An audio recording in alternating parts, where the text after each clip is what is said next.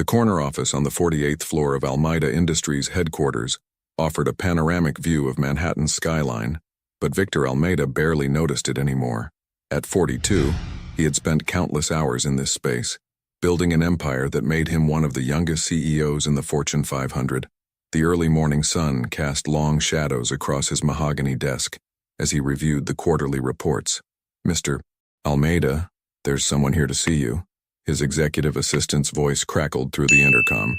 "She doesn't have an appointment, but she's insisting it's urgent." Victor didn't look up from his tablet. "Rebecca, you know my policy on unscheduled meetings." "Sir, she says her name is Sarah Martinez. She claims it's personal." Something in Rebecca's tone made Victor pause. The name stirred a distant memory, but he couldn't quite place it. "Give me 5 minutes, then send her in." He used those minutes to finish reviewing the last projections, his mind already moving on to the board meeting scheduled for later that morning. When his office door opened, Victor didn't immediately look up, maintaining the upper hand as he always did in unexpected encounters. "Mr. Almeida," a woman's voice said, steady, but with an undercurrent of tension. "Thank you for seeing me." Victor finally raised his eyes, and the recognition hit him like a physical force. Sarah Martinez stood before his desk, different from how he remembered her from that one night 6 years ago, but unmistakably the same woman. Her dark hair was shorter now, her face more angular, and her eyes carried a weight he didn't recall. "Sarah," he said, keeping his voice neutral, "this is unexpected. I wouldn't be here if it wasn't absolutely necessary." She remained standing, her hands clasped tightly in front of her. "I need to tell you something, and I need you to listen without interrupting." Victor gestured to one of the leather chairs facing his desk. "Please, sit." Sarah shook her head. "I prefer to stand." She took a deep breath. "That night we spent together 6 years ago. I got pregnant." The words hung in the air between them. Victor's fingers tightened imperceptibly on his armrest, but his face remained impassive. "I see," he said, though his mind was already racing through possibilities, calculations, and potential scenarios. "And you're telling me this now because I have a daughter. Her name is Anna, and she's 5 years old." Sarah's voice cracked slightly. "And I need you to take her." The carefully constructed walls of Victor's world trembled. "Take her? What exactly do you mean?" "I mean, I need you to take custody of her. I've lost everything. My job, my savings, my apartment. I can barely feed myself, let alone provide for a child." Sarah's composure began to crack. "I've never asked you for anything.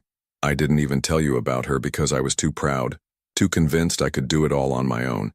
But now," she paused, struggling to maintain control, "now I need to think about what's best for Anna." Victor stood slowly, walking to the window. The city sprawled below, but for the first time in years, he felt untethered from his carefully ordered world. "How do I know she's mine? I have the paperwork for a DNA test ready. You can choose the lab, the doctor, whatever you need." Sarah pulled an envelope from her bag. "I'm not here for money, Victor. I'm here because my daughter deserves a chance at a better life than I can give her right now." He turned back to face her. "And where is she now?" "In the lobby with my sister. I didn't want to bring her up until I knew how you would react." Victor's mind raced through the implications. A daughter, his daughter, the media circus this could create, the impact on the company's stock, the board's reaction. But beneath all these practical concerns, something else stirred, a feeling he couldn't quite name. "You understand I'll need to verify everything," he said, his business instincts taking over. "And if what you're saying is true, we'll need to discuss this properly, with lawyers present." Sarah's shoulders slumped slightly. "Of course. I expected nothing less from you." She placed the envelope on his desk.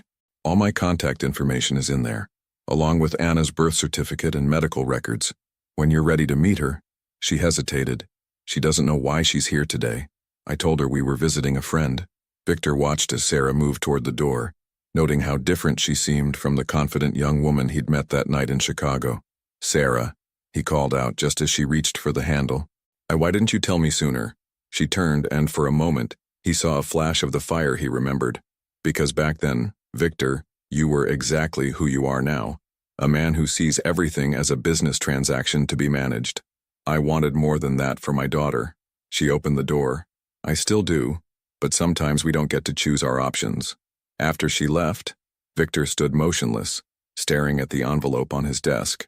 Outside his office, he could hear the familiar sounds of another busy day at Almeida Industries, phones ringing, keyboards clicking, the distant hum of conversation. But inside, everything had changed. He pressed the intercom button. "Rebecca, clear my schedule for the rest of the day, and get me Howard from legal." He paused, then added, "Also, send someone down to the lobby.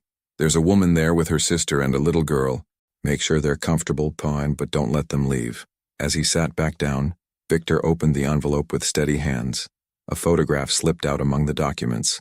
A little girl with dark curls and his mother's eyes, smiling at the camera. Something shifted in his chest, a sensation both foreign and profound. For the first time in his career, Victor Almeida had encountered a situation he couldn't control through strategic planning or financial power. And somehow, that 5-year-old smile in the photograph threatened to unravel everything he'd spent his life building. The DNA results arrived on a Tuesday morning, their clinical precision confirming what Victor had already begun to suspect in his heart. He sat in his home office, the Manhattan skyline glittering through floor-to-ceiling windows, as he read the report for the 4th time. 99% probability of paternity. The past week had been a blur of legal meetings, background checks, and sleepless nights. Victor had deployed his considerable resources to verify every detail of Sarah's story, searching for any hint of deception. Instead, he found only truth, and with it, the weight of 5 years of missed moments. His phone buzzed. A text from Rebecca. "Mr. Almeida? Ms. Martinez and Anna have arrived at the address as requested." Victor stood, adjusting his tie more from habit than necessity. He'd chosen his penthouse for this meeting rather than his office, believing it might feel less intimidating for a child. Now, as he descended in his private elevator to the building's exclusive lobby, he questioned every decision. The doors opened, and he saw them immediately. Sarah wore a simple blue dress, her hair pulled back, looking more composed than during their last encounter. Beside her stood a small figure in a yellow sundress, dark curls framing a face that made Victor's breath catch. Anna was examining the lobby's fountain with undisguised fascination, one hand clasped in her mother's, the other reaching toward the dancing water. "Anna," Sarah said softly as Victor approached, "there's someone I'd like you to meet." The little girl turned, and Victor found himself fixed by eyes that mirrored his own. She didn't shy away or hide behind her mother as he'd half expected.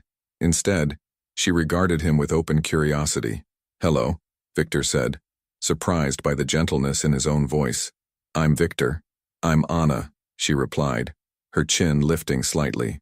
"I'm 5 3/4. A smile tugged at Victor's lips, the first genuine one in days. "That's very precise. Mom says being precise is important." Anna looked up at Sarah, then back at Victor. "Your building has a very pretty fountain. Would you like to see more of it?" Victor asked, then glanced at Sarah for permission. She nodded, though he noticed the tension in her shoulders. They took the private elevator to the penthouse, Anna's eyes widening as she watched the numbers climb. When the doors opened directly into the apartment, she gasped. It's like a castle in the sky. The space, with its minimalist design and carefully curated furniture, had never felt less like home to Victor.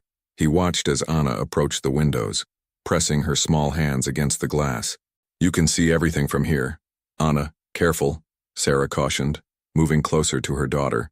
"The glass is reinforced," Victor assured her. "It's completely safe." He hesitated, then added, "Would you like something to drink? I have juice boxes." The last part came out as a question.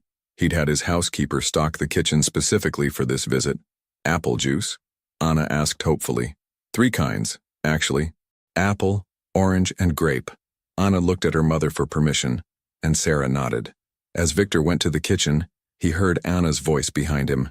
"Mom, is Victor the friend you said we were going to meet?" The silence that followed was heavy. Victor returned with the juice boxes to find Sarah kneeling in front of their daughter, her hands gentle on Anna's shoulders. "Sweetheart, remember how we talked about different kinds of families? How some kids live with their mom and dad, and some just with their mom or just their dad?" Anna nodded, accepting the apple juice from Victor. "Like Madison at school, she lives with her dad on weekends." "Right." Sarah took a deep breath, and Victor could see her struggling to find the right words. "Anna, Victor isn't just a friend. He's your father." The juice box lowered slowly from Anna's lips. She looked at Victor with new intensity, her small brow furrowing. Like Madison's dad. Yes, Sarah said softly. Exactly like that. Anna was quiet for a long moment, processing.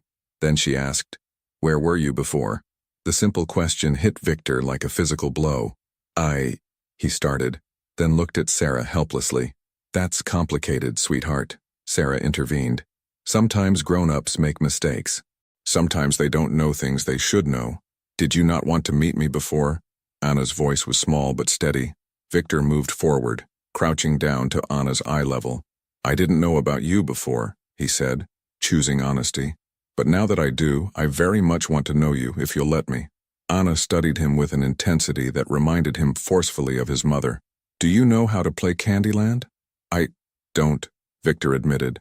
But I could learn. I could teach you," Anna offered magnanimously. "I'm very good at it." "I'd like that." Victor glanced at Sarah, who was watching their interaction with an unreadable expression. "Maybe we could all play together." The next hour passed in a blur of colored squares and candy-themed game pieces. Victor, who prided himself on his strategic thinking, found himself thoroughly defeated by a 5-year-old who took obvious delight in sending his game piece back to start with each unlucky draw of a licorice card. As they played, Anna gradually began to ask questions. Simple ones at first. What was his favorite color? Blue. Did he like dogs? Yes, though he'd never owned one. Could he swim? Yes, but not as well as he'd like. Then, as children often do, she moved to more complex territory. "If you're my dad, will I live here sometimes like Madison does with her dad?" The question brought both adults up short. Sarah's hands tightened on her own juice box. She'd accepted one after Anna's insistence that grown-ups needed juice too. "That's something your mom and I need to talk about," Victor said carefully. "But I would very much like to spend more time with you." Anna nodded, seemingly satisfied for the moment. "The view is better than at our hotel." Victor's head snapped up, meeting Sarah's eyes. She looked away quickly, but not before he caught the flash of shame and determination there. He'd known they'd lost their apartment, but he hadn't realized. "It's getting late," Sarah said, standing.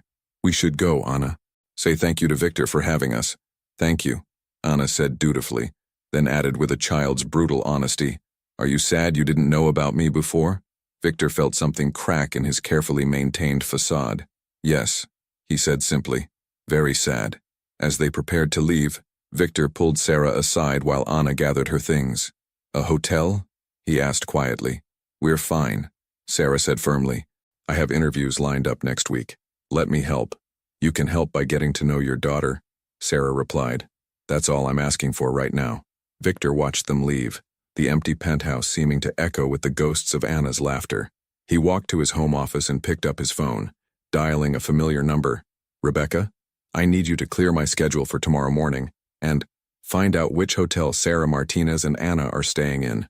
Discreetly, he paused, looking at the Candyland board still spread across his coffee table. "Also, I need you to order every board game suitable for a 5-year-old that you can find." As he hung up, Victor caught his reflection in the window. The powerful CEO, the man who'd built an empire through calculation and control. For the first time, he wondered if that man was enough to be the father Anna deserved. Morning light filtered through the hotel room's thin curtains as Sarah helped Anna button her uniform for Winchester Academy, one of Manhattan's most prestigious private schools. The acceptance letter had arrived yesterday, express delivery, along with a note from Victor stating all arrangements had been made for immediate enrollment. "Mom, will there be other new kids too?" Anna asked, fidgeting with her navy blue blazer. Sarah smoothed her daughter's curls, fighting back the complex emotions stirring in her chest. Just 2 weeks ago, they'd been sharing a twin bed in a budget hotel, and now they were in a suite at the Peninsula, courtesy of Victor's temporary arrangement, while they sorted things out. "I'm sure there will be," Sarah replied, adjusting Anna's collar. "And remember, if you're nervous or need anything, Ms. Henderson will be there to help." A knock at the door announced Victor's arrival. He stood in the hallway wearing an impeccably tailored suit, his usual commanding presence somewhat softened by the pink backpack he carried, Anna's choice during their shopping trip last weekend. "Good morning," he said, his eyes taking in Anna's uniform. Something flickered across his face. Pride, perhaps, or regret. "Ready for your first day?" Anna nodded, though Sarah noticed her daughter's hands twisting together, a sure sign of anxiety. Victor must have noticed too, because he knelt down, setting the backpack aside. "You know," he said, his voice gentler than Sarah had ever heard it. "I was new once too, at a different school, but just as nervous as you might be feeling." "You were?" Anna's eyes widened. "But you're never scared of anything." A small laugh escaped Victor. "That's not true at all. In fact, this morning I'm a little scared too." "Why?" "Because I want your first day to be perfect, and that's not something I can control, no matter how much I'd like to." Sarah watched this exchange with a mix of surprise and appreciation.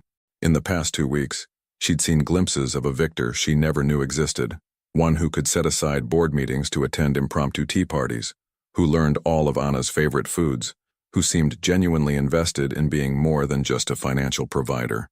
The drive to Winchester Academy was quiet. Anna sandwiched between her parents and Victor's town car.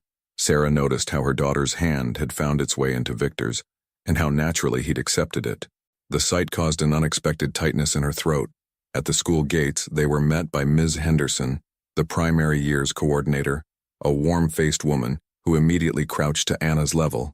"You must be Anna. We're so excited to have you join us." As Ms. Henderson led Anna toward her classroom, both parents watched until she disappeared through the heavy wooden doors. The moment stretched, neither quite ready to break the spell. "She'll be fine," Victor said finally, though Sarah wasn't sure if he was reassuring her or himself. "I know." Sarah turned to leave, but Victor's voice stopped her. "Have coffee with me?" She hesitated. They'd spent time together because of Anna, but always with their daughter present as a buffer. The thought of being alone with him stirred up too many complicated emotions. "I have job interviews to prepare for," she replied. "Sarah," his tone made her look back. "We need to talk about the living situation. The hotel can't be a long-term solution. I told you, once I find a job, I've arranged for a viewing of an apartment this afternoon. 3 bedrooms, secure building, 10 minutes from the school." He held up a hand as she started to protest. "Just look at it. That's all I'm asking." Sarah felt her defenses rise. "I don't need your charity, Victor. This isn't about charity." For the first time, a frustration crept into his voice. "This is about our daughter having stability. You can pay rent once you're working again, if that makes you feel better. But Anna needs a home, not a hotel room." The words hit their mark. Sarah had spent countless nights lying awake, wrestling with guilt over uprooting Anna's life, over accepting Victor's help, over every decision that had led them here. "Fine," she conceded. "I'll look at it, but I'm not promising anything."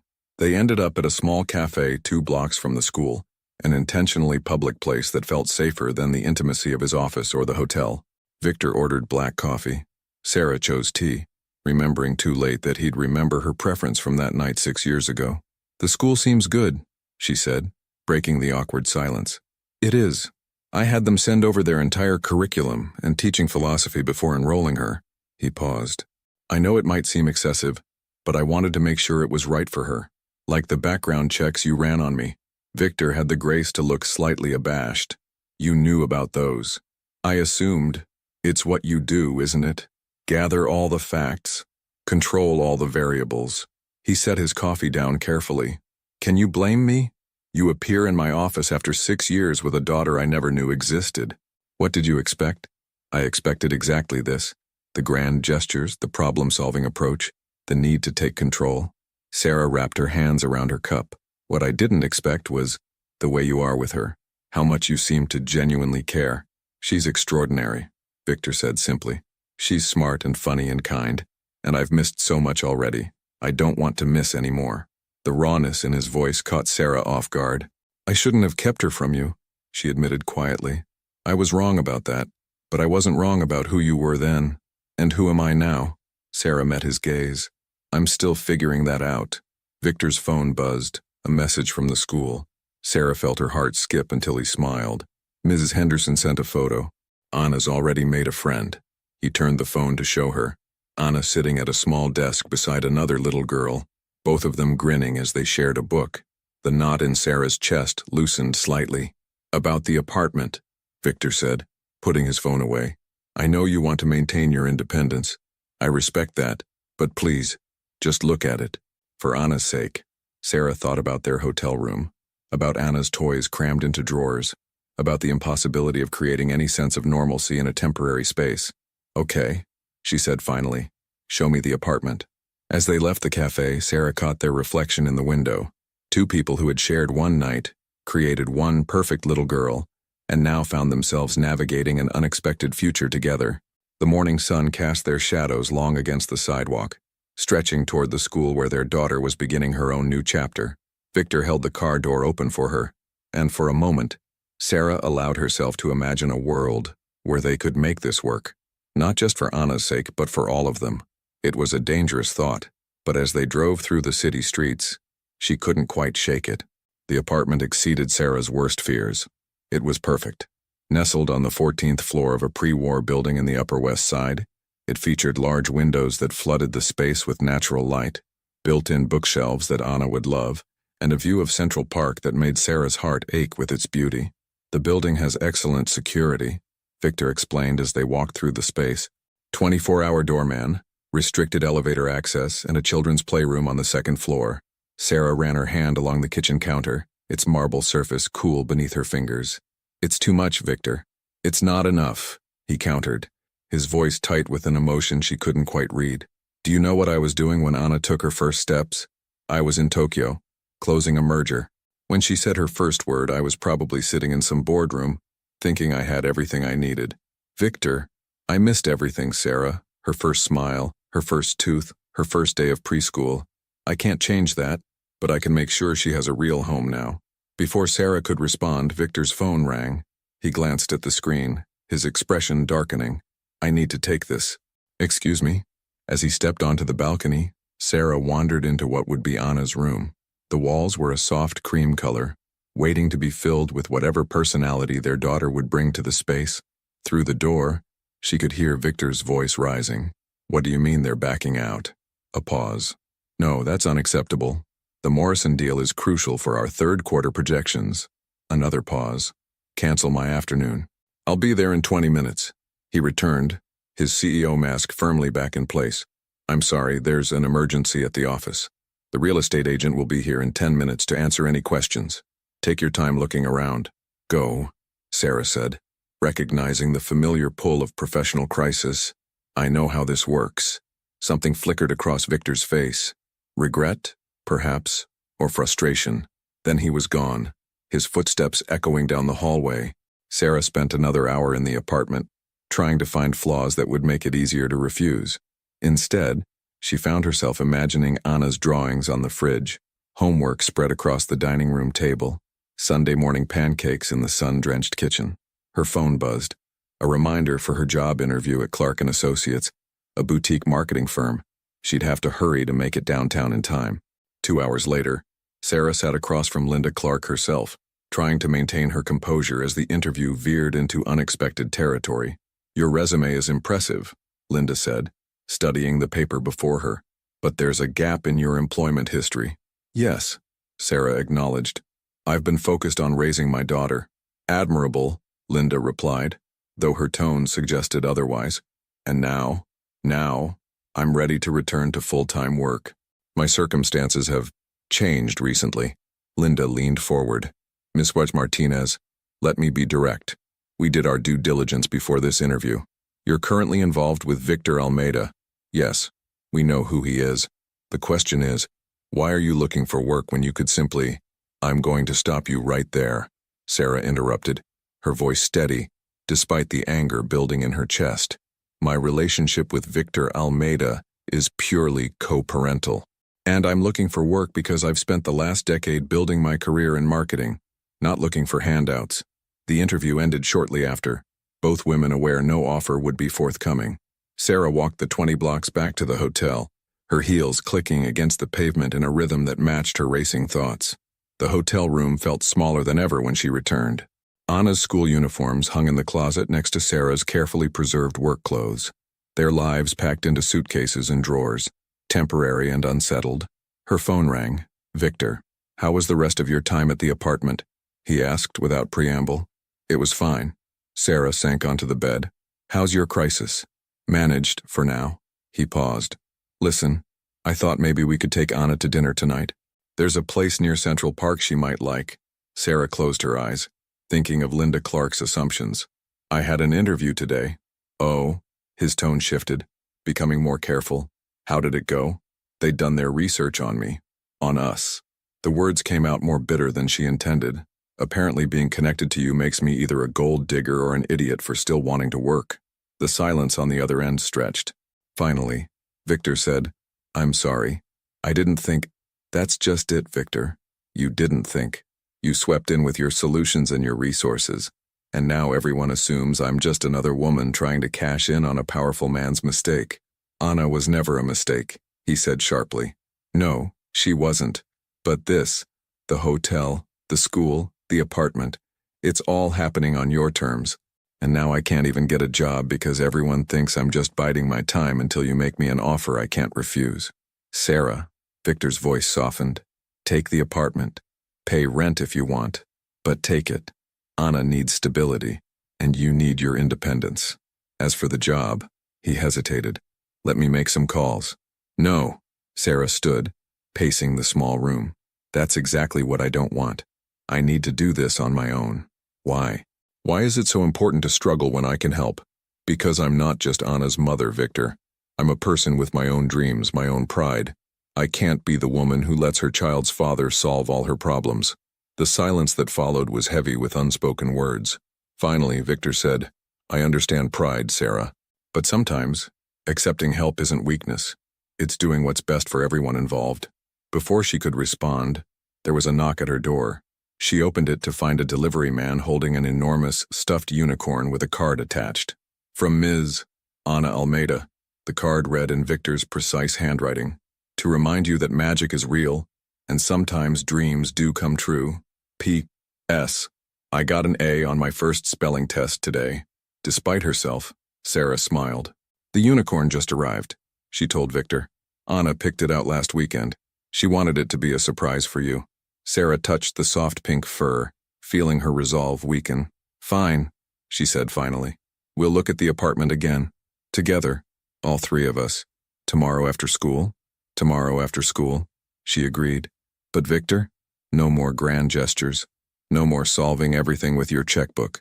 If we're going to figure this out, we need to do it as equals. Agreed. She could hear the smile in his voice. Now, about dinner. Yes, Sarah said, looking at the unicorn's hopeful expression. I think dinner would be good. Victor watched from his office window as thunderclouds gathered over Manhattan, matching his mood. The Morrison deal was falling apart, and now the board was demanding an emergency meeting. On his desk, a framed photo of Anna at her new school desk smiled up at him, a reminder of what really mattered. His intercom buzzed. Mr. Almeida, the board members are assembled in the conference room. Thank you, Rebecca. He straightened his tie, grabbed his tablet, and headed for what he knew would be an unpleasant confrontation. The tension in the conference room was palpable as Victor entered. Richard Maxwell, the lead director, sat at the head of the table, his expression grave. Other board members lined both sides, their faces ranging from concern to barely concealed hostility. Victor, Richard began, we need to discuss the company's direction.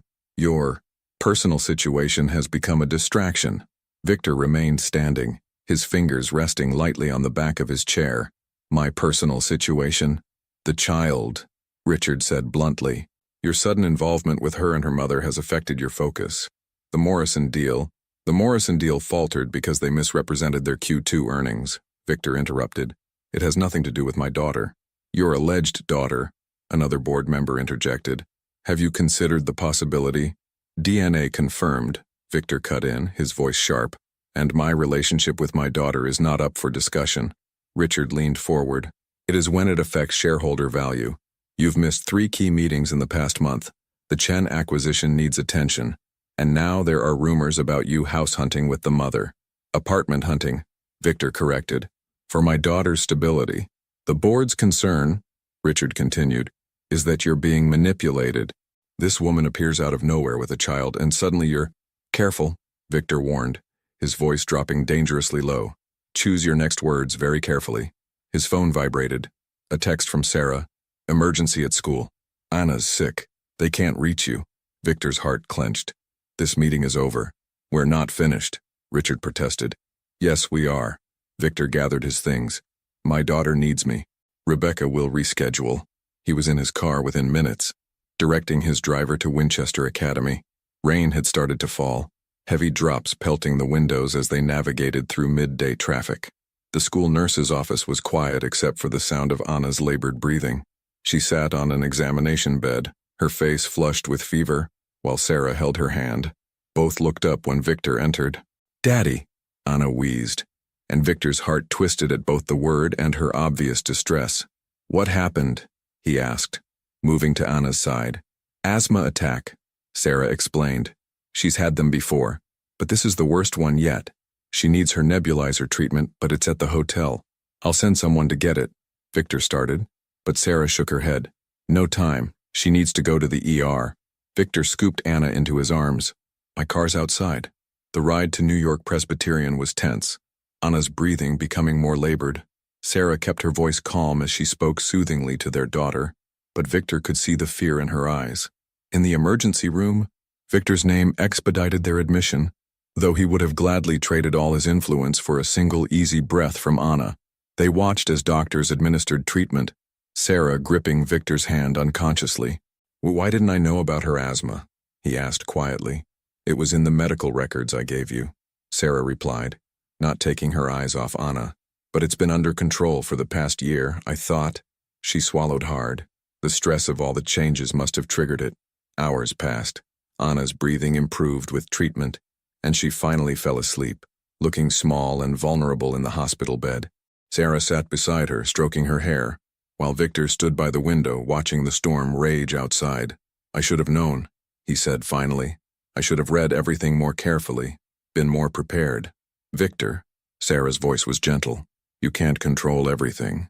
The board thinks you're manipulating me," he said abruptly, "using Anna to, I don't know, gain something." Sarah's hand stilled in Anna's hair. "Oh, is that what you think?" "No," he turned to face her. "But they're right about one thing. I'm distracted. For the first time in my life, work isn't my top priority, and I don't know how to balance it all." "Welcome to parenthood," Sarah said with a slight smile. "Nobody knows how to balance it all. We just do our best." Victor moved closer to the bed, watching Anna's chest rise and fall. "I missed a board meeting today because of this. I'd miss 100 more." "I know." Sarah's voice held understanding. "That's how I know you've changed."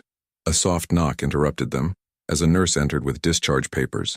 "She's stable now," she explained, "but you'll need to monitor her closely for the next few days." "The hotel room," Sarah began, but Victor shook his head. "The apartment, it's ready. You can move in tonight." "Victor, please," he said quietly. "Not for me, for her. It's close to the hospital. She'll have her own space, proper ventilation." Sarah looked at their sleeping daughter, then nodded slowly. "Okay, but we're still discussing terms. Whatever you want." Victor pulled out his phone. "I'll have Rebecca arrange for your things to be moved." As they prepared to leave, Anna stirred. "Can we have pancakes?" she asked sleepily. Victor and Sarah exchanged glances. "Tomorrow morning," Sarah promised. "A first breakfast in our new home."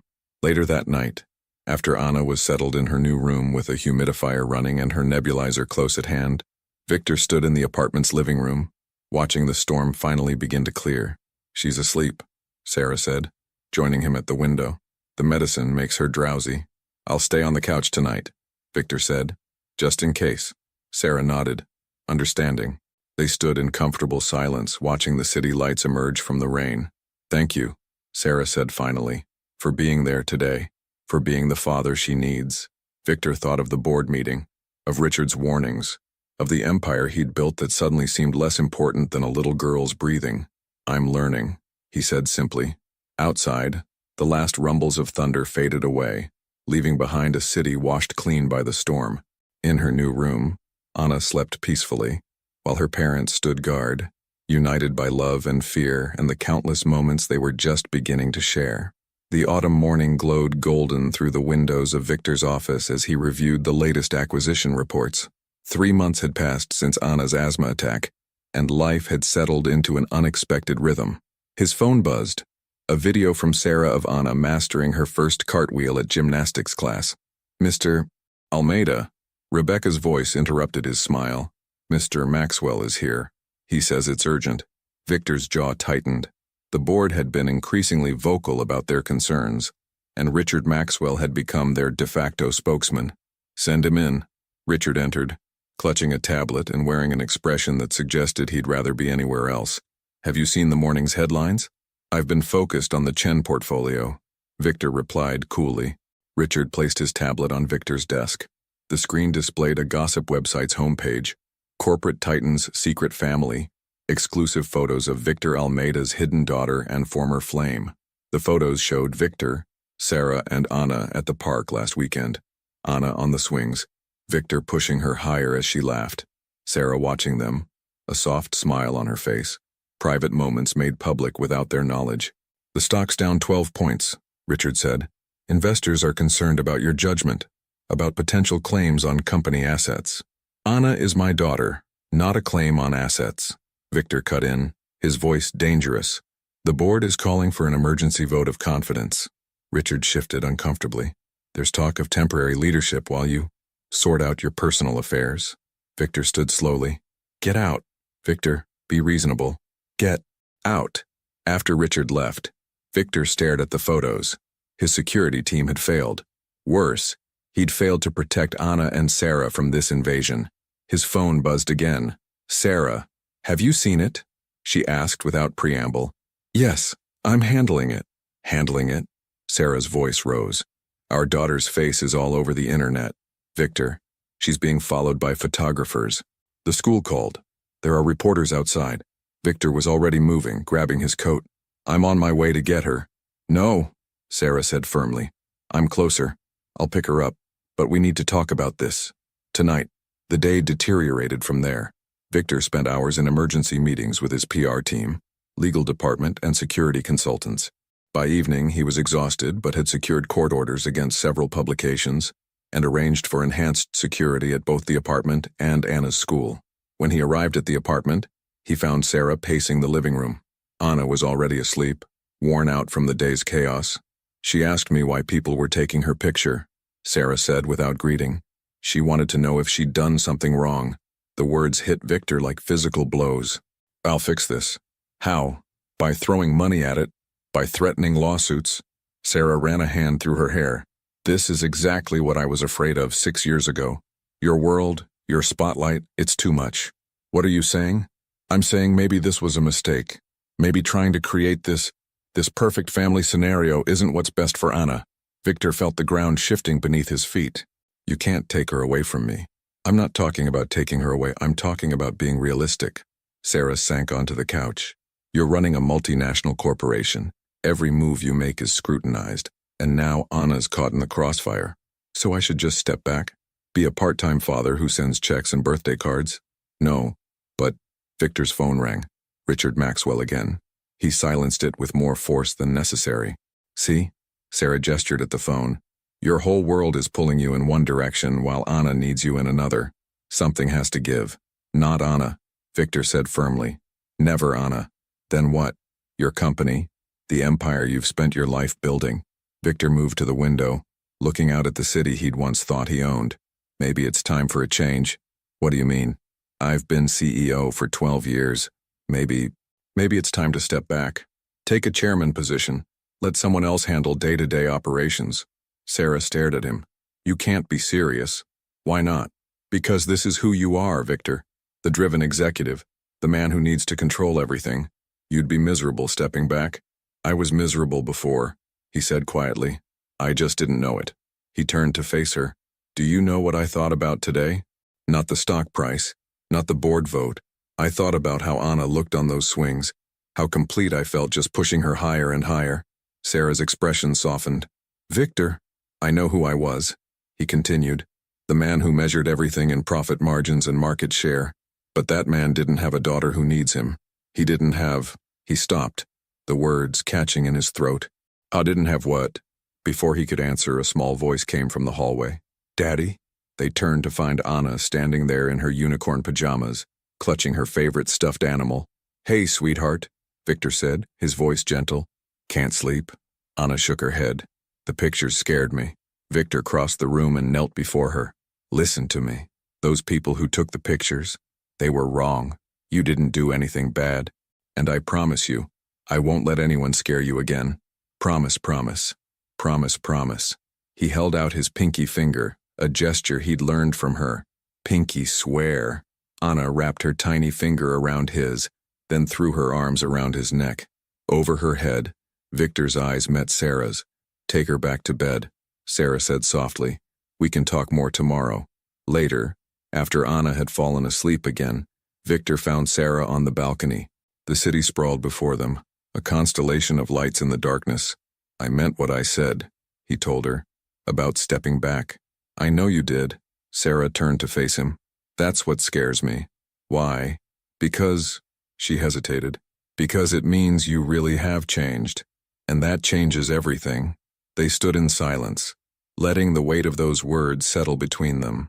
Below, the city continued its endless rhythm, unaware that in a quiet apartment above, two people were rewriting their own definitions of success, family, and love. Thanksgiving week brought an unseasonable chill to Manhattan. Victor sat in his office, reviewing the documents that would fundamentally change his role at Almeida Industries. The transition plan was elegant in its simplicity. He would become executive chairman, maintaining strategic oversight while stepping back from daily operations. His phone lit up with a message from Sarah. Anna's school play is at 2 p.m. Don't forget, as if he could. His daughter was playing the lead turkey in Winchester Academy's Thanksgiving production, a role she'd been practicing for weeks, complete with elaborate feather gestures and a song about gratitude that now lived rent-free in both her parents' heads. The intercom buzzed. Mr. Maxwell is requesting an urgent meeting. Victor checked his watch. 11:30 a.m. Tell him he has 30 minutes. Richard entered, looking more harried than usual. The Chen family is threatening to pull out of the merger. They say your transition plan suggests instability. The plan ensures continuity while allowing me to focus on long-term strategy. Victor replied, his tone measured. The board approved it. Under protest, Victor, be reasonable. This restructuring, it's too soon. Give it a year. My daughter's school play is at 2 o'clock. Richard blinked at the apparent non sequitur. I'm sure it is, but 3 months ago, I missed her first gymnastics exhibition because of the Morrison negotiations. 2 weeks ago, I was late for parent-teacher conferences because of the Tokyo call. I won't miss this. We're talking about a multi-billion-dollar merger. No, Victor stood, gathering his coat. We're talking about priorities. The Chen family values tradition and family above all else. Send them the video of my announcement, where I explained that this transition allows me to be more present for my daughter while maintaining strategic oversight of the company. They'll understand. And if they don't, then they're not the partners we want. Victor checked his watch again. Now, if you'll excuse me, I need to pick up something before the play. That something was a bouquet of autumn flowers, orange and yellow blooms that Anna had specifically requested for her turkey debut. As Victor's driver navigated through midday traffic, he received another text from Sarah. Running late. Meeting ran long. Can you help Anna with her costume?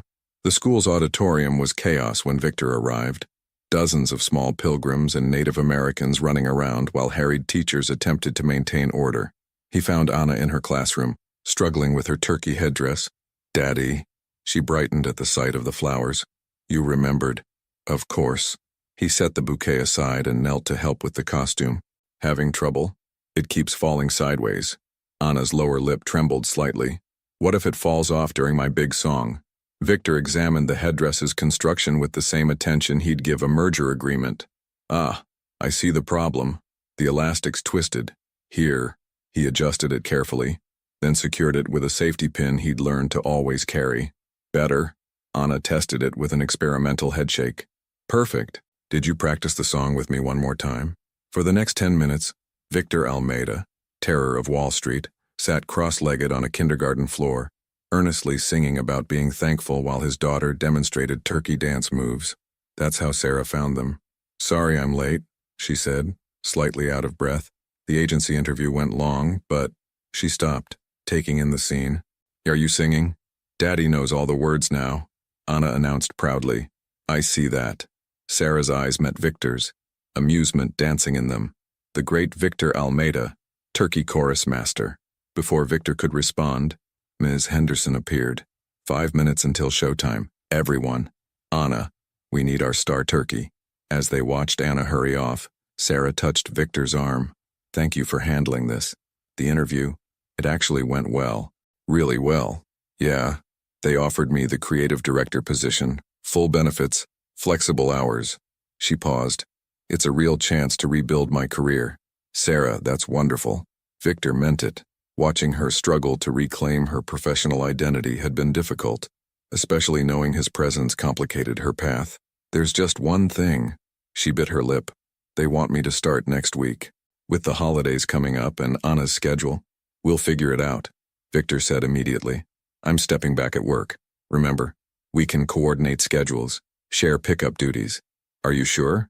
Because I know the Chen merger is less important than this. Victor turned to face her fully. You deserve this opportunity, Sarah. We're partners in this, remember? Something shifted in Sarah's expression, a softening he'd been seeing more frequently lately. But before she could respond, the lights dimmed, signaling the start of the show.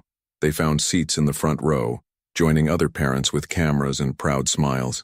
As Anna took the stage, her headdress perfectly straight, Victor felt an overwhelming surge of emotion. His daughter, confident and bright, began her turkey song, and he found himself mouthing the words along with her. Halfway through the performance, Sarah's hand found his in the darkness. A simple gesture, perhaps unconscious, but it sent warmth spreading through his chest. They stayed that way through the rest of the show, through Anna's final bow, through the standing ovation led by Victor's enthusiastic clapping. Afterward, as Anna proudly showed off her costume to her classmates' parents, Victor watched Sarah arrange the flowers in a vase on Anna's classroom desk. She'd rolled up her sleeves, exposing the small tattoo on her wrist, a compass rose he remembered from that night 6 years ago. She caught him looking and smiled, a real smile that reached her eyes. What? She asked. Just thinking about how different everything is from a year ago. Good different. Better than I ever imagined possible. Anna bounded over, still wearing her turkey feathers. Can we get ice cream to celebrate? Victor looked at Sarah, who nodded. Ice cream sounds perfect, he said. And maybe we can talk about Thanksgiving plans. Can we have it at our house? Anna asked eagerly. With both of you? Victor held his breath, watching Sarah. They hadn't discussed holiday arrangements yet, had been dancing around the growing intimacy of their co-parenting relationship. Yes, Sarah said finally, her eyes meeting Victor's. I think having Thanksgiving together would be nice. As they left the school, Anna skipping between them, Victor felt a sense of completion he'd never known in all his years of corporate success. His phone buzzed, probably Richard with news about the Chen merger, but for once, he didn't feel compelled to check it immediately. Some things, he was learning, were worth far more than business deals and bottom lines. Sometimes the richest moments came with turkey songs and shared ice cream, and the simple warmth of a hand finding yours in the darkness. The morning of Thanksgiving dawned crisp and clear over Manhattan. Victor stood in the apartment's kitchen, staring at a turkey with the same intensity he usually reserved for hostile takeover attempts. The cooking instructions might as well have been written in ancient Sanskrit. You're supposed to remove the bag of giblets first. Sarah's voice came from behind him, tinged with amusement. Victor turned to find her in the doorway, wearing jeans and a soft sweater, her hair pulled back casually. She'd been coming over early these days to help Anna prepare for school, staying for coffee, their morning routine becoming increasingly domestic. I knew that, he lied, reaching into the cavity with determination. Sure you did. Sarah moved beside him, gently taking over. Why don't you check on Anna? She's been suspiciously quiet in her room. He found their daughter surrounded by construction paper, scissors, and glue, creating what appeared to be place cards for dinner. Look, Daddy, I'm making everyone's names pretty. Victor sat cross-legged beside her, examining her handiwork. These are beautiful, sweetheart. But why are there 5? For you and Mom and me, Anna explained patiently, and Rebecca and Uncle Richard. Victor froze. Uncle Richard? He looked sad when I saw him at your office yesterday. Nobody should be sad on Thanksgiving. Yesterday's office visit, Anna had insisted on delivering hand-drawn turkey pictures to Daddy's work friends. Richard Maxwell had been unusually subdued when she presented him with his artwork. Anna, Victor began carefully. Uncle Richard might be busy with his own family today. He told me he wasn't. He said his kids are with their mom in California. Anna looked up with those eyes that could melt glaciers. Please, Daddy, he promised to teach me chess. Victor found Sarah in the kitchen, now expertly preparing the turkey. We need to talk. She listened as he explained Anna's invitation, her hands never stopping their work. "So invite him," she said finally. "What? Victor, your daughter has a kind heart. She saw someone lonely and wanted to help. Isn't that something we should encourage? But Richard's been—" Victor hesitated. "Been what? Fighting your transition plan, questioning your choices." Sarah wiped her hands on a towel. "Maybe seeing you as a father, seeing our family dynamic would help him understand." "Our family dynamic," Victor repeated softly. Sarah busied herself with the seasonings. "You know what I mean? Besides, Rebecca's coming. One more won't hurt." 3 hours later, the apartment filled with the aroma of roasting turkey and the sound of Anna's laughter as Rebecca taught her how to fold napkins into swans. The doorbell rang. Richard Maxwell stood awkwardly in the hallway, holding a bottle of wine and looking entirely out of his element. "I wasn't sure." Anna's invitation was very insistent. "Come in, Richard." Victor surprised himself by meaning it. Anna rushed forward. "Uncle Richard, did you bring the chess set?" "I did." Richard produced a travel chess set from his coat pocket. "But maybe after dinner." Sarah emerged from the kitchen, wiping her hands on an apron. "You must be Richard. I'm Sarah." Anna hasn't stopped talking about learning chess. Victor watched as Richard's professional mask slowly melted in the face of Sarah's genuine warmth and Anna's enthusiasm.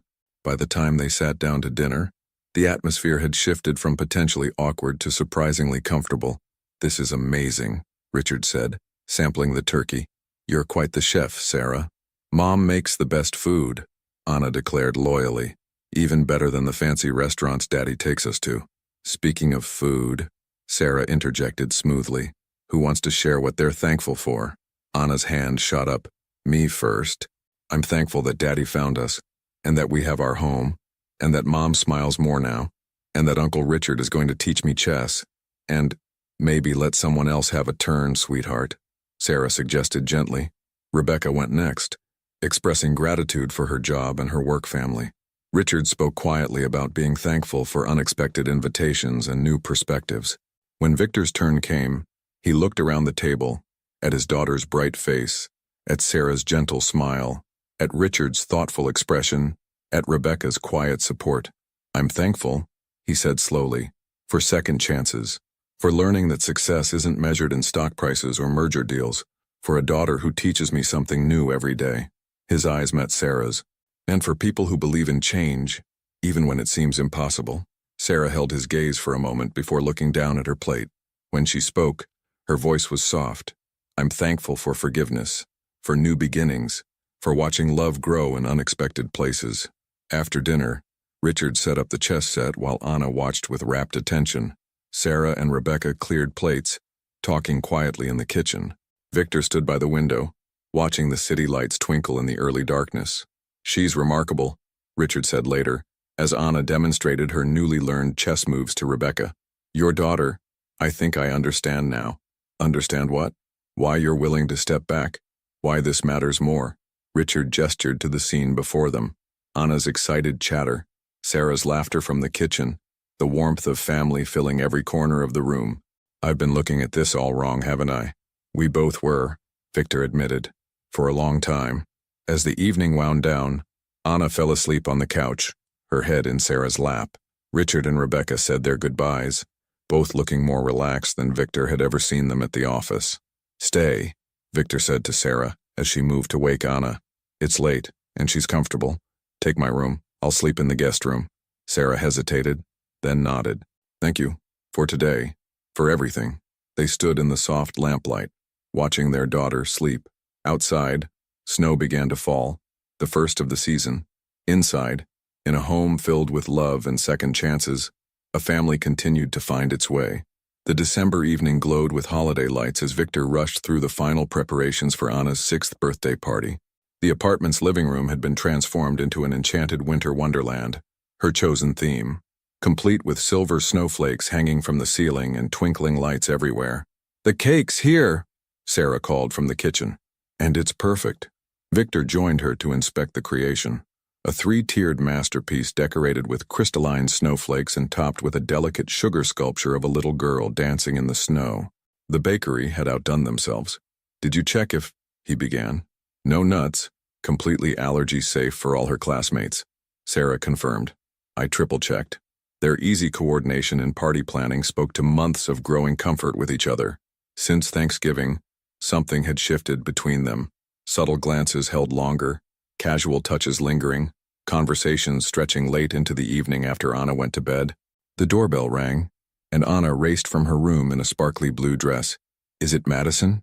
It was, along with what seemed like half of Anna's kindergarten class and their parents. Soon the apartment filled with the chaos of excited 6-year-olds, their voices rising above the winter-themed music playing softly in the background. Victor found himself manning the hot chocolate station, carefully monitoring sugar intake and temperature levels while fielding questions from curious parents about his recent corporate decisions. He noticed Sarah across the room, expertly leading the children in a snowflake-making activity, her laugh carrying over the happy din. "Daddy!" Anna appeared at his elbow. "Come see what Mom helped me make." He followed her to a table covered in paper snowflakes, each unique and sparkling with glitter. "This one's for you," she said, holding up an intricate design. "Mom showed me how to fold it special." "It's beautiful, sweetheart." He knelt to her level. "Are you having fun?" "The best fun." She hugged him impulsively. "I love having both of you here. Madison says it's nice that you and Mom love each other now." Victor's heart skipped. "Anna, present time," Sarah called out, saving him from having to respond. The children gathered eagerly around the gift table while parents found seats to watch. Anna opened each present with genuine delight, thanking every friend personally, a gesture Sarah had practiced with her. When she reached a small, elegantly wrapped box, Victor recognized it as Richard Maxwell's gift. Inside was a beautiful child's chess set, the pieces crafted from crystal and frosted glass. "Like real ice," Anna exclaimed. "Look, Mom, that's very special," Sarah said, catching Victor's eye. Since Thanksgiving, Richard had become an unexpected ally, defending Victor's leadership transition to the board and stopping by occasionally for chess lessons with Anna. After cake and games, as the party wound down, Madison's mother approached Sarah. "This was wonderful," she said, "and it's so nice to see how well you and Victor co-parent.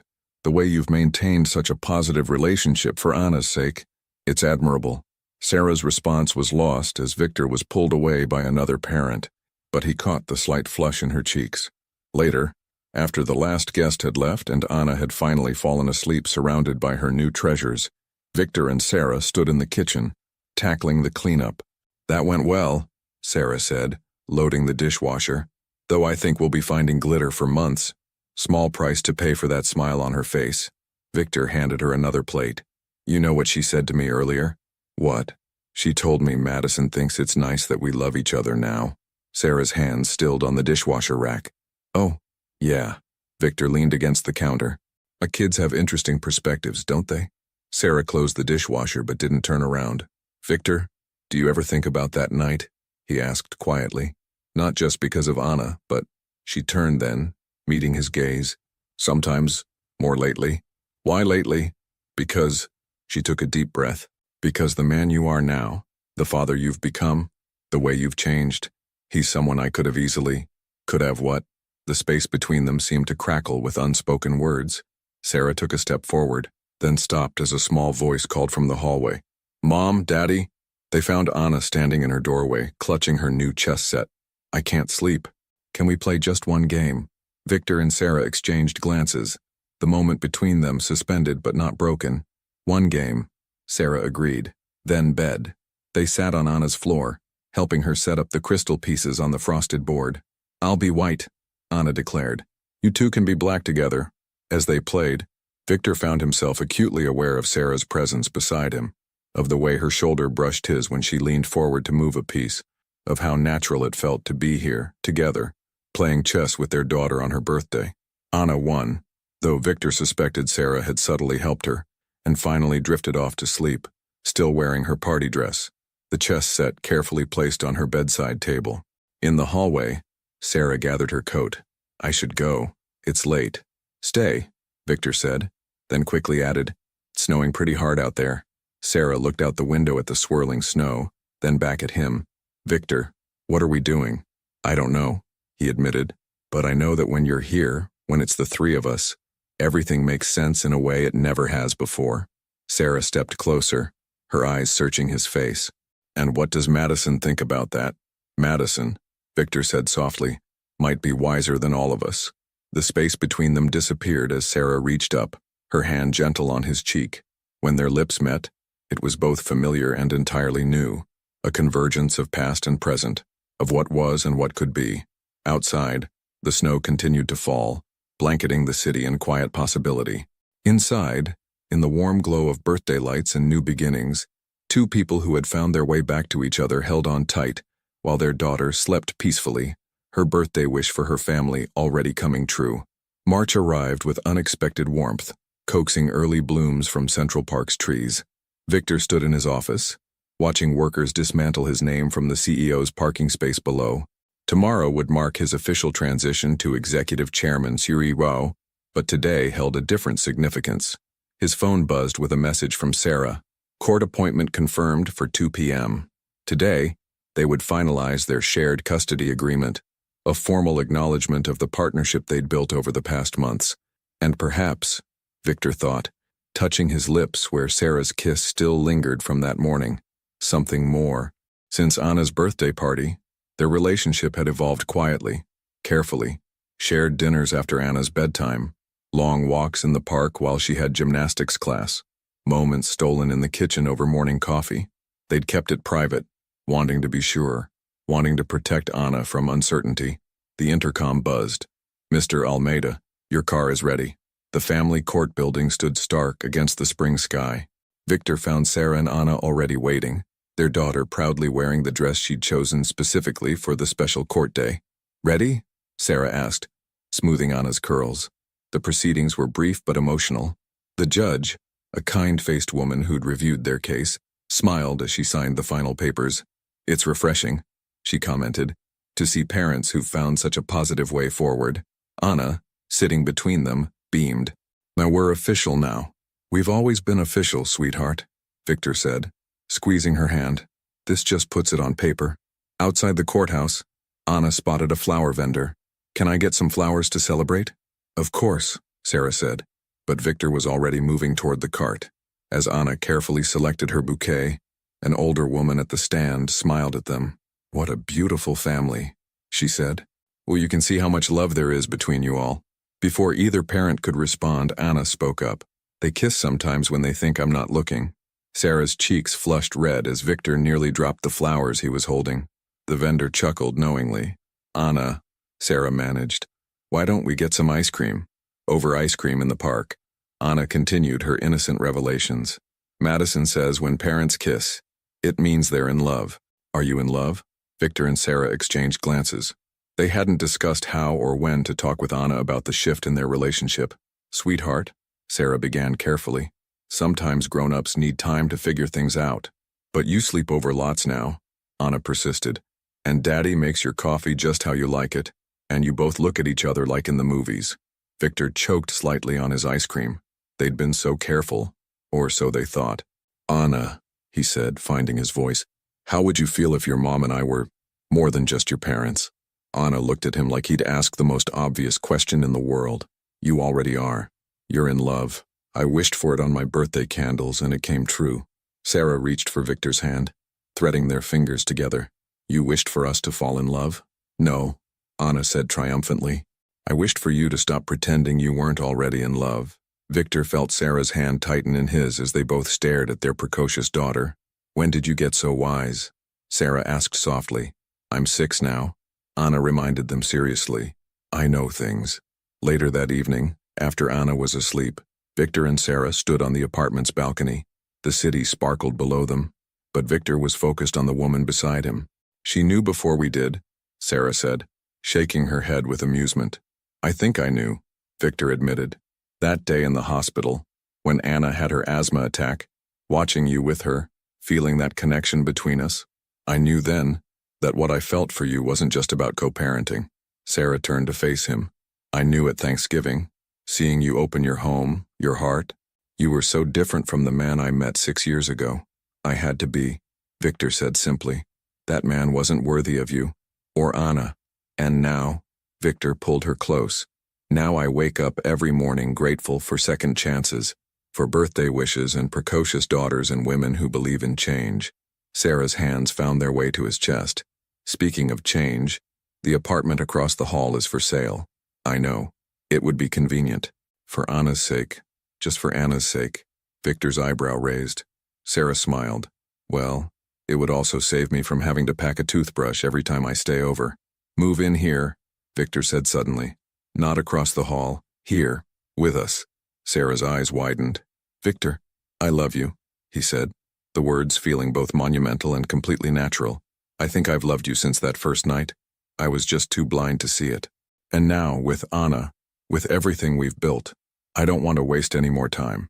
Sarah's eyes glistened in the city lights. Ask me properly.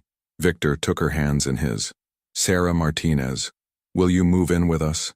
Will you help me show our daughter what real love looks like? Will you? She cut him off with a kiss, deep and sure and full of promise. Is that a yes? He murmured against her lips.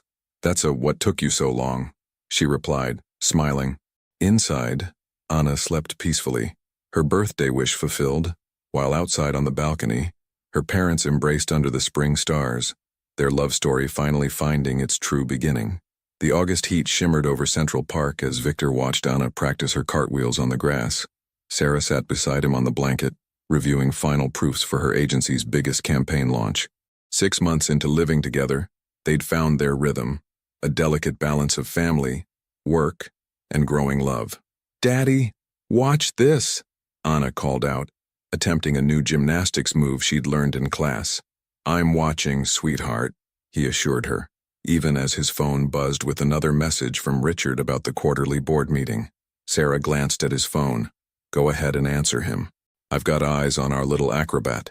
Victor smiled, remembering how different things had been a year ago. Now, Richard had become not just an ally but a friend, regularly joining them for Sunday dinners and chess matches with Anna. The board wants to discuss expansion into Europe, he explained, typing a quick response. But it can wait until Monday. Can it? Sarah asked softly. Victor, you don't have to put everything on hold for us. We knew what we were getting into, who you are, who I was. He corrected, but Sarah shook her head.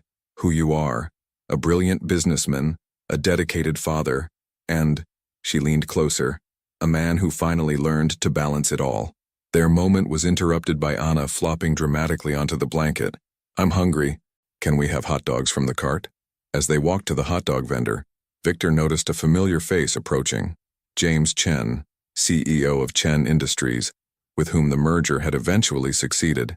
Victor, James called out warmly. And this must be the famous Anna I've heard so much about. Anna, suddenly shy, pressed closer to Sarah's side. James, Victor greeted him. Me out enjoying the park. Taking my grandchildren to the zoo, James replied, gesturing to his family waiting nearby. You know, when you first proposed stepping back for family, I thought you were crazy. But seeing you now, he smiled. Sometimes the wisest investments aren't in business at all. After exchanging pleasantries, they continued their walk. Anna, her confidence restored, skipped ahead while maintaining the agreed-upon distance. He's right, you know, Sarah said, taking Victor's hand. You haven't lost anything by choosing this path. You've gained everything. Victor squeezed her hand, remembering all the moments that had led them here. The fear in her eyes that first day in his office, Anna's first asthma attack, Thanksgiving revelations, birthday wishes, and countless small moments in between. Mom, Dad, look what I found, Anna called out, holding up a perfect dandelion puff. They watched as she closed her eyes, made a wish, and blew the seeds into the summer breeze. What did you wish for? Sarah asked. Anna grinned mischievously. Can't tell, but my last wish came true. Remember? Later that evening, as they walked home through the park's growing shadows, Anna between them holding both their hands, Victor felt a sense of completeness he'd never known existed. Swing me, Anna demanded, and they obliged, lifting her between them as she laughed. Back at the apartment, as Sarah helped Anna with her bath, Victor received another message, this time from Rebecca, who'd recently been promoted to Chief of Staff. Paris office confirms interest in partnership. Board meeting Monday 10th a.m. P.S. Anna left her favorite unicorn at the office last week. Bringing it to Sunday dinner, Victor smiled, remembering how Rebecca had seamlessly transitioned from just his executive assistant to part of their extended family. Sunday dinners had become a tradition. Rebecca, Richard, sometimes James and his family, all gathering around their table, bound together by Anna's ability to create connections. "She's asking for you," Sarah said from the doorway. Story time. In Anna's room, surrounded by the stuffed animals and books that marked their daughter's expanding world, Victor sat on the edge of her bed. "Tell me about the day you met Mom," Anna requested, a frequent favorite. "Again?"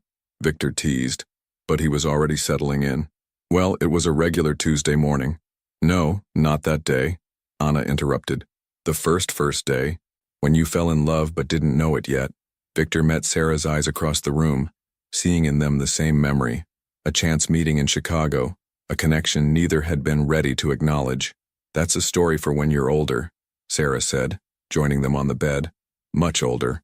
As Anna drifted off to sleep, Victor and Sarah stood in the doorway, watching their daughter's peaceful breathing. "I have a meeting in Paris next month," Victor said quietly. "I was thinking maybe we could make it a family trip. Anna's never been to Europe, and you mentioned wanting to visit the Louvre, the art museum," Sarah teased. "I thought we weren't supposed to mention art in this story." Victor pulled her close, breathing in the familiar scent of her shampoo. "I think we can make an exception. After all, our whole life together is a kind of masterpiece, isn't it?" Sarah looked up at him, her eyes soft in the dim light. "Getting poetic in your old age?" "Getting wise," he corrected, finally understanding what real success looks like. They moved to the living room, where the summer night breeze drifted through open windows. Sarah curled against him on the couch, her head finding its familiar place on his shoulder. "Paris sounds perfect, Wu," she said. "But you know Anna will want to climb the Eiffel Tower." "Of course she will," Victor chuckled. "She's fearless, just like her mother, and determined, just like her father." They sat in comfortable silence, listening to the city sounds below, and their daughter's soft breathing from down the hall. Tomorrow would bring new challenges, new adventures, new opportunities to balance the lives they'd chosen to build together. But for now, in the quiet of their home, everything was exactly as it should be. Victor pressed a kiss to Sarah's temple, thinking of dandelion wishes and second chances and the endless possibilities that lay ahead. In the end, his greatest merger hadn't been business at all. It had been this: two hearts becoming one, guided by the love of a little girl who had known all along what they were meant to be. 1 year later, the September morning dawned clear and bright as Victor adjusted his tie in the mirror. From the bathroom, he could hear Sarah's voice mixing with Anna's excited chatter. "Mom, is my dress okay? Do I look like a proper flower girl?" "You look beautiful, sweetheart. Just please be careful with the flower crown until the ceremony." Victor smiled, remembering the months of planning that had led to this day. Their wedding would be small, family and close friends gathered in a rooftop garden overlooking Central Park. Anna had insisted on helping with every detail, from the flowers to the music. "Daddy!" Anna burst into the bedroom, a vision in pale blue tulle. "Uncle Richard is here. He says he needs to talk to you about grown-up stuff." Victor found Richard in the living room, looking unusually formal in his best suit. "The London office called," Richard began, then stopped himself. "No, you know what? It can wait. Today isn't about business." "Thank you," Victor said simply, knowing how far they'd both come. The rooftop had been transformed into an enchanted garden, white chairs arranged in intimate rows, flowers and ribbons dancing in the gentle breeze. Guests began arriving: Rebecca with her new fiancé, James Chen and his family, Anna's teachers from Winchester Academy, Sarah's colleagues from the agency. Anna took her flower girl duty seriously, practicing her walk one final time under Rebecca's watchful eye. "Remember," she instructed the adults around her, "when the music starts, I go first, then Daddy waits at the front, then Mom comes in looking like a princess." Victor retreated to a private corner of the rooftop, looking out over the city he'd once thought was the center of his universe. Now he knew better. His universe was in the love of a woman who'd given him a second chance and a daughter who'd taught him what really mattered. Having second thoughts, Sarah's voice came from behind him. "Sarah." He turned, then stopped, breathless. She stood in a simple white dress that caught the morning light, her dark hair swept up elegantly, her eyes bright with love and mischief. "You're not supposed to let me see you before the ceremony. Since when do we follow the usual rules?" She moved closer, taking his hands. Besides, Anna's busy giving Richard detailed instructions about proper flower petal distribution. I thought we might need a moment. Victor pulled her close, breathing in the scent of her perfume. Do you remember what you said to me that first day in my office? About wanting more than a man who saw everything as a business transaction? I remember. You were right about who I was then, but you were also right to give that man a chance to change. Sarah touched his cheek gently. We both changed. We grew, and somewhere along the way, we fell in love properly, Victor finished. Though according to our daughter, we were just pretending not to be in love all along. Mom! Daddy! Anna's voice carried across the rooftop. It's almost time. You're not supposed to be together yet. They separated, laughing. Sarah pressed a quick kiss to Victor's lips. See you at the altar. The ceremony was everything they'd hoped for. Intimate, joyful, and perfectly imperfect. Anna scattered her flower petals with dramatic flair, beaming as Victor waited at the front. When Sarah appeared, escorted by her father, Victor felt his heart swell with the same amazement he'd felt the first time he saw her, the same wonder he felt every morning waking up beside her. Their vows were simple but profound. Victor spoke of second chances and redemption, of learning that true wealth lay in love and family. Sarah spoke of forgiveness and growth, of finding home in unexpected places. And when the officiant pronounced them husband and wife, Anna's delighted applause led the celebration. At the reception, Richard raised his glass for a toast, to Victor and Sarah, who proved that the best mergers aren't found in boardrooms but in the heart, and to Anna, who knew all along what the rest of us needed time to discover. As they shared their first dance, Sarah in his arms and Anna watching with starry eyes, Victor thought about the journey that had brought them here, from that first night in Chicago to that life-changing morning in his office, through hospital scares and school plays, Thanksgiving revelations and birthday wishes. They had built something extraordinary. What are you thinking? Sarah murmured against his shoulder. About how sometimes the best business decision I ever made was learning to let go of business decisions. She laughed softly. And here I thought you were just thinking about how beautiful your wife is. That too, he smiled, spinning her gently. Always that too. Later, as the sun set over Manhattan, the three of them stood together at the rooftop's edge. Anna, tired but happy, leaned against Victor while Sarah held his hand. Look, Anna pointed to a shooting star streaking across the darkening sky. Quick, make a wish.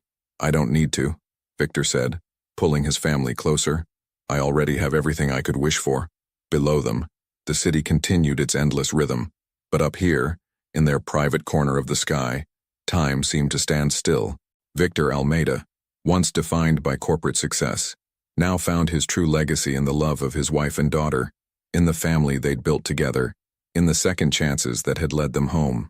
As night fell over Manhattan, the rooftop glowed with candlelight and laughter, celebrating not just a wedding but a journey, one that had begun with a single mother's courage, a father's awakening, and a little girl's unwavering belief in love's power to change everything. And in that perfect moment, under the stars that had witnessed their entire story, Victor, Sarah, and Anna held on to each other, their family complete, their love story still unfolding, their future bright with all the possibilities that come when hearts find their way home at last. If you had to abandon all the professional success you'd built up to reconnect with a son you'd never met, would you have the same courage Victor showed? At what point in the story did you feel that he really changed his priorities? Leave your opinion in the comments. Thank you for watching. If you enjoyed the story, please subscribe to our channel and leave a comment below, letting us know what you thought. Your feedback and support mean a lot to us. Stay tuned for more exciting stories.